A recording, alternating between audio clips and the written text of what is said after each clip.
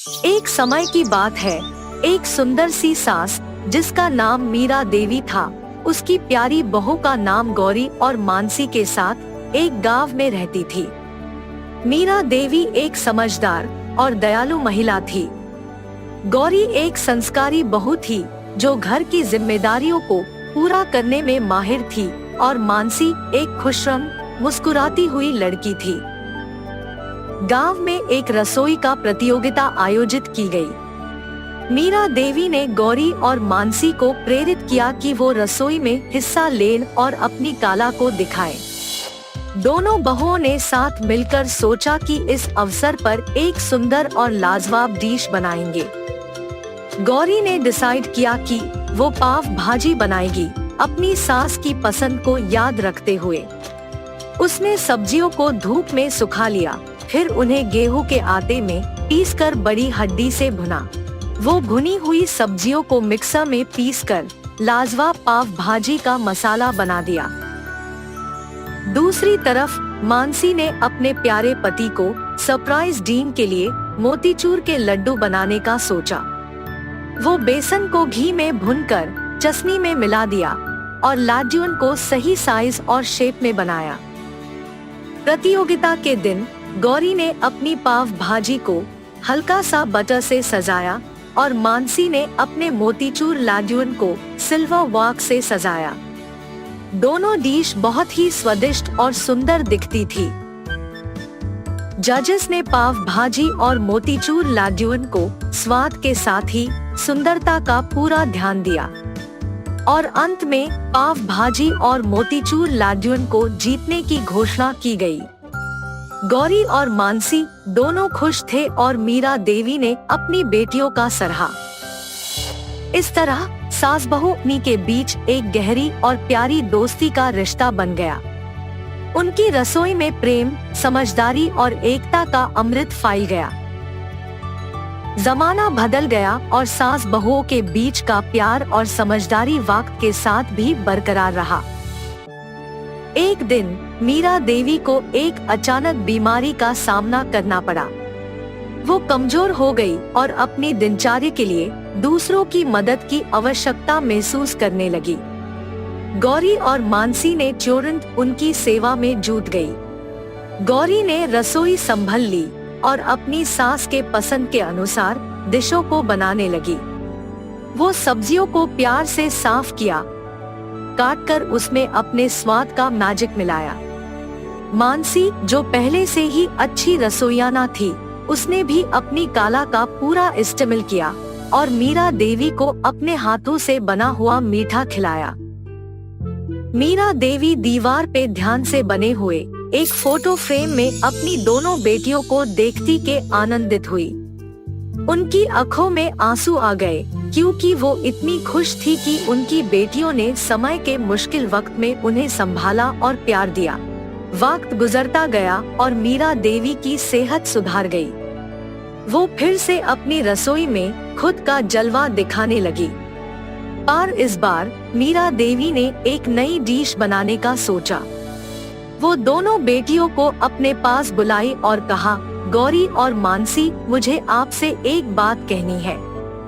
मुझे लगता है कि हमें एक रसोई कौशल प्रतियोगिता में हिस्सा लेना चाहिए। हमें दिखाना चाहिए कि हमारी रसोई में प्रेम, समझदारी और मेहनत है। गौरी और मानसी खुश होकर तैयार हो गई। वो साथ मिलकर नई डिशों पर काम करने लगी। गौरी ने डिसाइड किया कि वो पनीर टिक्का मसाला बनाएगी और मानसी ने डेजर्ट के लिए राबड़ी और मलपुआ तैयार किया। प्रतियोगिता के दिन मीरा देवी ने बड़ी उमंग से पवित्र प्रार्थना की और उनकी दोनों बेटियों को आशीर्वाद दिया। जजेस ने गौरी की पनीर टिक्का मसाला और मानसी के राबड़ी मलपुआ को स्वाद, सुंदरता और क्रिएटिविटी का दर्जा दिया। अंत में मीरा देवी, गौरी और मानसी ने प्रतियोगिता जीत ली। सब गांव वाले और परिवार के सदस्यों ने उन्हें बढ़ी और सम्मान दिया। इस तरह सास बहुओं के बीच का रिश्ता और रसोई का प्यार और समझदारी से और मजबूत हो गया। उनकी रसोई में प्यार, सम्मान और स्वाद का मिठास था। एक लंबे समय पहले एक बड़े शहर में बड़ी गंदी हालत में एक गरीब लड़की जीती थी। उसका नाम सरला था। वो अपने माता पिता और भाई के साथ एक छोटी सी घर में रहती थी। उसका पिता शहर में मिल रहे छोटे मोटे काम करता था और इतना ही नहीं, सारा दिन मेहनत करके कमाए हुए पैसों में से आधे पैसे वो दारू में लगा देता था। इसीलिए उनकी घर की हालत दिन ब दिन बिगड़ती गई। ना उनको हर रोज खाने के लिए खाना था, ना पहनने के लिए कपड़े थे। सरला का भाई भी हमेशा भूख की वजह से रोते रहता था और उसकी माँ की तबीयत हमेशा खराब थी। इसीलिए सरला उसके भाई का ध्यान रखती थी। सारे घर का काम भी वही करती थी। जितना था उतने में ही खाना पकाकर अपने भाई को देती थी और अपने माँ को भी खिला देती थी। अगर कुछ बचता तो खाती थी, वरना वो भी नहीं करती। ऐसे दिन बीतते गए और उसकी माँ की हालत बिगड़ता गया। इसीलिए कम से कम 2 दिनों में एक बार भी खाना मिलना मुश्किल बन गया था। इसी कारण वो फैसला करती है कि वो भी कोई ना कोई काम करेगी और पैसे कमाएगी, ताकि उनको खाने के लिए खाना मिले और उनकी माँ के लिए दवाइयाँ भी। उसके बाद वो अपने एरिया में कुछ बच्चों से गुलाब के फूल खरीदती है और उसके बाद ट्रैफिक सिग्नल में जाकर उन्हीं फूलों को बेचने लगती है। ऐसे दिन पूरा खाए बिना सोए बिना मेहनत करके कमाए हुए कुछ पैसों से वो अपने भाई और माँ को खाना देती थी। बचे पैसों से वो जब अपनी माँ के लिए दवाइयाँ खरीदने जा रही थी, वहां उसका पिता आकर, ये सब खाने के लिए तुम लोगों को पैसे कहाँ से आए? तब सरला घबराते हुए, वो आज पूरा दिन मैं ट्रैफिक सिग्नल के पास फूल बेचकर कमाए हैं पापा। कुछ पैसे बचे हैं क्या? हाँ? कुछ बचे हैं पापा, माँ के लिए दवाइयाँ खरीदने जा रही हूँ। ठीक है, इधर दे दो, मैं जाकर लेके आऊंगा दवाइयाँ। मैं जाकर लाऊंगी ना पापा। पैसे दो इधर, दवाइयाँ लाएगी दवाइयाँ। ये कहकर उसके पास मौजूद पैसे सारे खींच लेता है।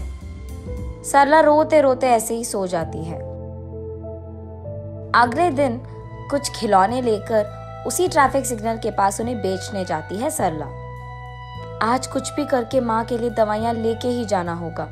पापा को तो 1 भी रुपए नहीं मिलना चाहिए, ये फैसला करती है। उस ट्रैफिक सिग्नल में रुके हर कार के पास जाकर ऐसे ही पूछती है, खिलौने चाहिए क्या भैया? दीदी खिलौने हैं दीदी। सर 1 ले लो सर। मैडम 1 खिलौना ले लो मैडम। सर 1 खिलौना खरीदो सर। दीदी 1 खिलौना दीदी। ऐसे वहां आते जाते सब लोगों से वो विनती करती है, लेकिन 2 पैर होने के बावजूद एक भी खिलौना कोई भी नहीं खरीदता है और उसे 1 फूटी कौड़ी भी नहीं मिलती है। इसलिए सरला बहुत निराश होती है और क्योंकि वो सुबह से कुछ नहीं खाई है, उसे बहुत थकान सा होता है।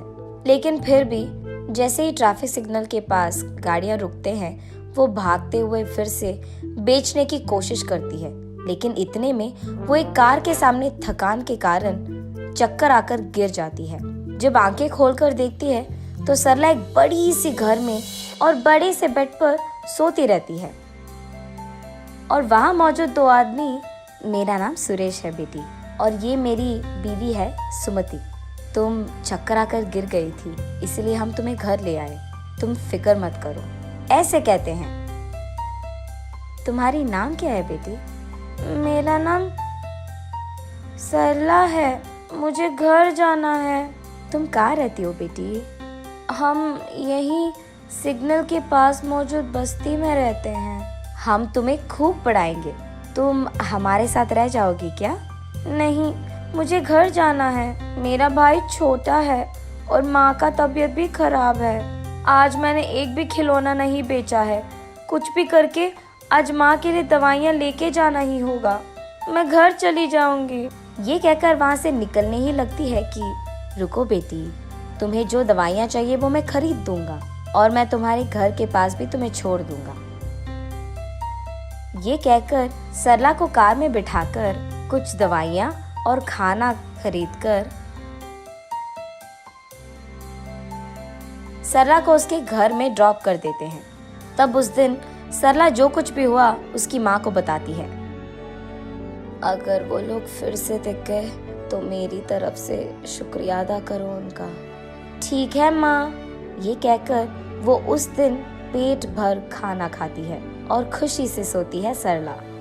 अगले दिन सुरेश और सुमति सरला के घर आकर सरला के माँ के साथ ऐसे कहते हैं, हमारी भी सरला जैसी ही एक बेटी थी, तबीयत खराब होने के कारण वो गुजर गई। अगर आपको ऐतराज न हो तो आपकी बेटी को हम अपना लेंगे। हम वैसे भी गरीब हैं, कम से कम उसको तो एक अच्छी जिंदगी मिलेगी। ऐसे उसकी माँ को ऐतराज होने के बावजूद वो हाँ कहती है। माँ, मैं नहीं जाऊंगी माँ, तुम्हें छोड़कर नहीं जाना मुझे। ये कहते हुए सरला रो पड़ती है। तब सरला को वो लोग समझकर ऐसे कहते हैं, तुम्हारा सारा परिवार हमारे साथ रह सकता है, हमारे तो रिश्तेदार भी नहीं है और औलाद भी नहीं है, हमारे पास बहुत सारे पैसे हैं और तुम सबका देखभाल हम कर सकते हैं। सरला की माँ को ये बात मंजूर होती है। तब सुरेश और सुमति सरला के साथ उसकी सारी परिवार को उनके घर ले जाते हैं। अगले ही दिन से सरला एक बड़ी पाठशाला में पढ़ने के लिए जाती है और सरला के भाई को खेलने के लिए बहुत सारे खिलौना खरीद कर देते हैं। सरला की माँ को भी एक अच्छे अस्पताल में इलाज करवाते हैं और सरला के पिता को काम करने के लिए एक अच्छी नौकरी देते हैं। ऐसे उस गरीब लड़की सरला को सुरेश और सुमति के कारण एक अच्छा जिंदगी मिलता है और उसके साथ साथ उसके परिवार को भी।